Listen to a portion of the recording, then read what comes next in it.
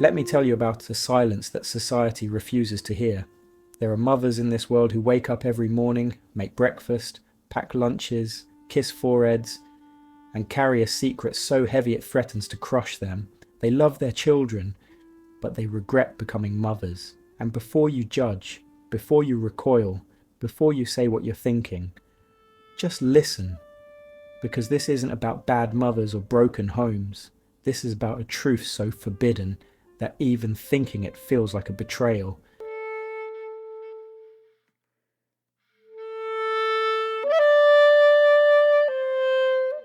We live in a world that glorifies motherhood. We call it the greatest gift, the ultimate purpose, the most natural thing a woman can do. But what happens when nature doesn't feel natural? When the gift feels like a sentence? When the love is real, but the life you're living feels like someone else's? These mothers exist in the space between devotion and despair. They would protect their children with their last breath, yet they mourn the person they used to be with every heartbeat. And here's what makes it unbearable. They can't say it out loud, because society has written the script, and there's no room in it for maternal regret. There's no space for a mother to say, "I love you, but I wish I had chosen differently." So they smile at birthday parties, they show up at soccer games, they post the pictures everyone expects. But at night, when the house finally goes quiet, they sit in the dark and ask themselves the same question: who did I used to be?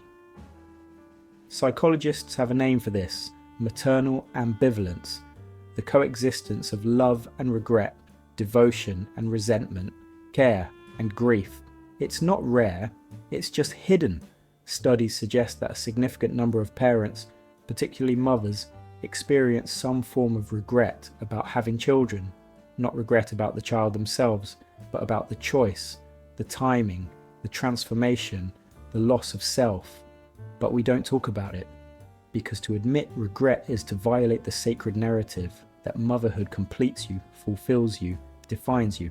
And when it doesn't, when it hollows you out instead, you're left wondering if something is broken inside you. But here's the truth they don't tell you. You can love someone with your whole heart and still grieve the life you gave up to care for them. Those two feelings aren't opposites, they're companions. And the mothers who feel this aren't monsters, they're human.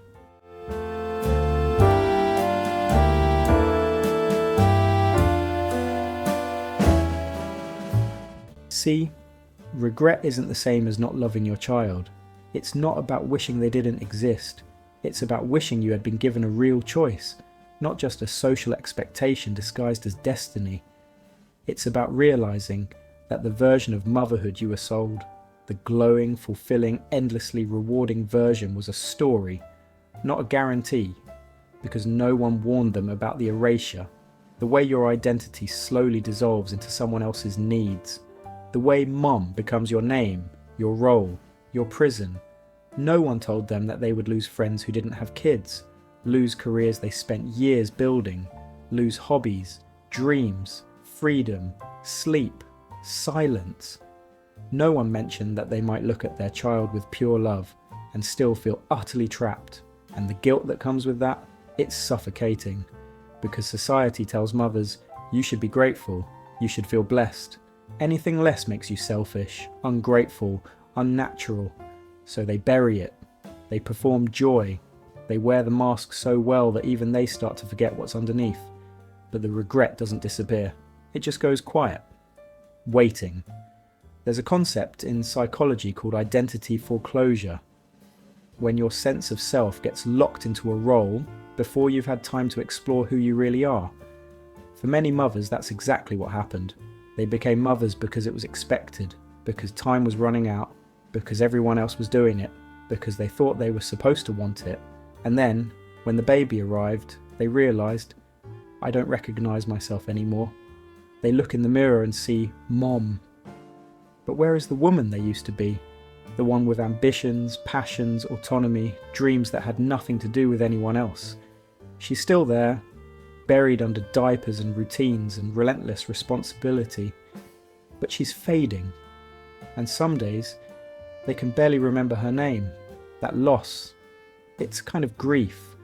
And like all grief, It needs to be acknowledged. But society won't let them mourn. Because how do you grieve a choice you're supposed to celebrate? Here's what people don't understand. These mothers aren't failing at motherhood. Many of them are exceptional parents, patient, present, selfless, but inside, they're drowning. Because you can do everything right and still feel wrong. You can give everything you have and still feel empty. And the cruel irony is this: the more you love your child, the more the regret cuts. Because you would never want them to know. You would never want them to feel like a mistake, so you carry it alone. You protect them from your truth. You sacrifice not just your time, your body, your freedom, but your honesty too. And that silence, it's its own kind of suffering. Psychologists describe something called the motherhood penalty, the tangible and intangible costs women pay for becoming mothers: lost income, stunted careers, shrunken social circles, physical exhaustion, mental overload, the constant grinding weight of being needed. But there's also an emotional penalty, one that's harder to measure. It's the penalty of pretending, of smiling through the exhaustion, of saying "I'm fine" when you're falling apart, of watching your friends live the life you used to dream about while you're stuck in a loop of bedtime routines and tantrum management. And the worst part? You can't complain, because complaining makes you sound ungrateful, and being ungrateful makes you a bad mother. So you keep quiet, you push through, you tell yourself it'll get easier. But some days, it doesn't. Some days the regret is so loud you can barely think. And on those days, the question becomes, who do you turn to? Because you can't tell your friends, they'll judge you. You can't tell your partner, they won't understand. You can't tell your mother-in-law, she'll say you're being dramatic. And you definitely can't tell your child, so you turn inward. You become your own secret keeper, your own silent witness. And that isolation, it's crushing.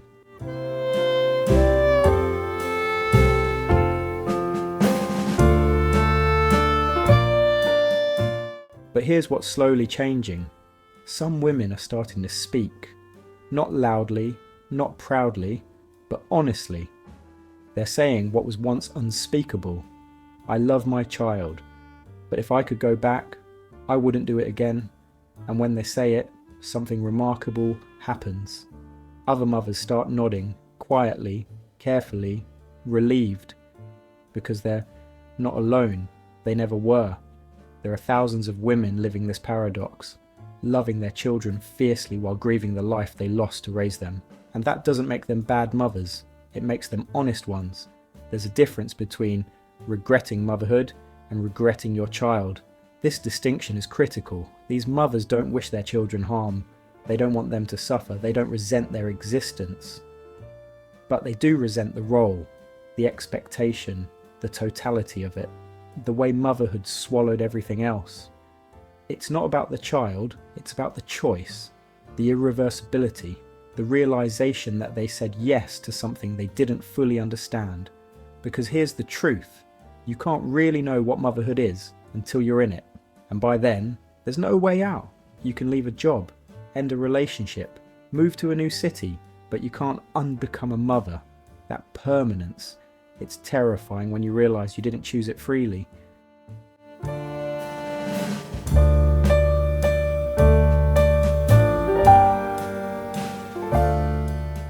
Some of these mothers had children because they felt pressured by family, by husband, by culture, by biology, by the ticking clock that society loves to remind women about.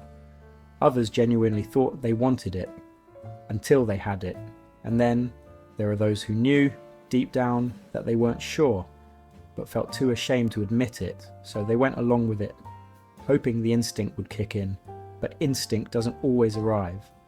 And when it doesn't, you're left pretending you feel something you don't, while everyone around you marvels at the miracle of motherhood, and you nod, and you smile, and you die a little inside. Because the gap between expectation and reality is where regret lives. Psychologists talk about something called emotional labour, the invisible work of managing feelings, anticipating needs, soothing, nurturing, constantly attuning to someone else. Mothers do this every single day, and it's exhausting in a way that's hard to explain to people who haven't lived it. You're never off duty, never truly alone, never fully yourself. Even when your child is asleep, you're still a mother, listening for cries, planning tomorrow, worrying, preparing, holding space. And for some women, that constant state of vigilance feels less like love and more like captivity. They didn't sign up for this level of self-erasure. They didn't realise that becoming a mother meant becoming invisible, and the resentment builds, not toward the child, but toward the system that told them this was fulfilment. There's also the haunting question of the life not lived, the alternate version of yourself that you'll never get to meet, the one who travelled, who built the career, who stayed up late creating, exploring, becoming. She's gone now, replaced by the mother, and some days you mourn her like you would mourn a friend who died too young, because in a way, she did. That's the part people don't talk about, the death that happens inside you when you become a mother, the sacrifice that no one acknowledges because it's supposed to feel like a gift. But it doesn't always feel like a gift. Sometimes it feels like an ending. And yet, and this is the heartbreak, they love their children deeply, genuinely. They would throw themselves in front of a bus for them. They celebrate their victories, soothe their fears, hold them through nightmares. But that love doesn't erase the regret. It just complicates it. Because how do you hold both? How do you love someone completely and still wish they had never been born? It's a contradiction that feels unbearable. And yet, these mothers carry it every single day. They are some of the strongest people you'll ever meet. Not because they're happy, but because they keep going despite the wait.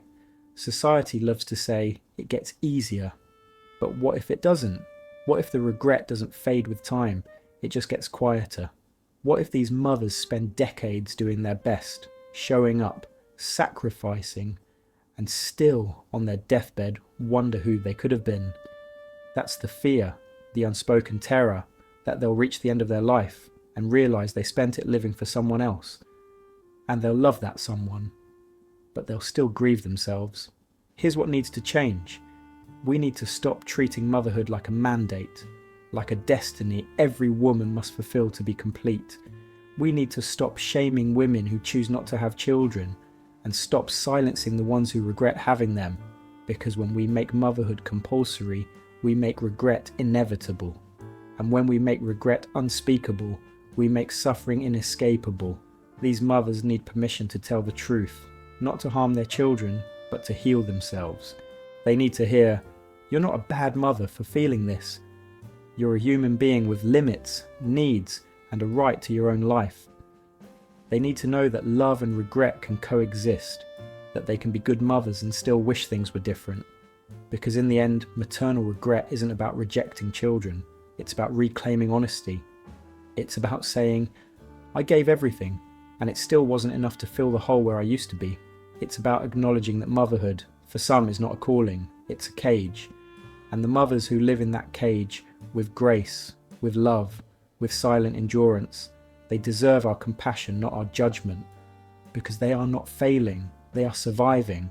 And maybe, just maybe, if we let them speak their truth, they could start living again, not as perfect mothers, but as whole human beings. And that will be the real gift. So the next time you see a mother who looks tired, distant, or just going through the motions, don't assume she doesn't care. Maybe she cares so much it's breaking her. Maybe she loves her child but mourns herself. And maybe, in that quiet ache, she's teaching us something profound, that love doesn't erase regret, that sacrifice doesn't always feel noble, that motherhood isn't always a blessing, sometimes it's just a choice you can't undo, and that's okay. Because being honest doesn't make you a bad mother, it just makes you human.